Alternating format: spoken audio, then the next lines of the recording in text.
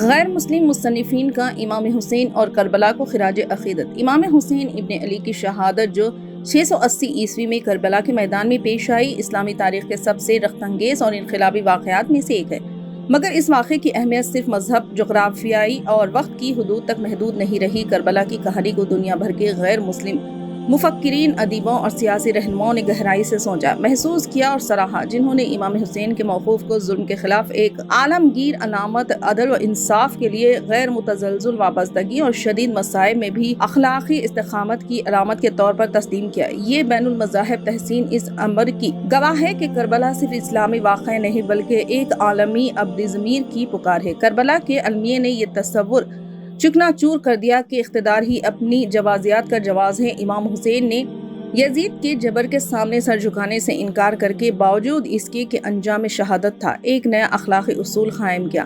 حقی طاقت ہے، ان کی قربانی نے بہادری کا مفہوم بدل دیا۔ فتح کا مطلب تلوار نہیں، ضمیر ہے۔ صدیوں سے غیر مسلم مفکرین نے اس بات پر زور دیا ہے کہ امام حسین کا اصولی موقف صرف مذہبی وابستگیوں سے ماورا نہیں بلکہ انسانی تجربے کے بنیادی اقدار سے ہم آہنگ ہے، یعنی اخلاقی جرات، عدل اور بے لوث قربانی۔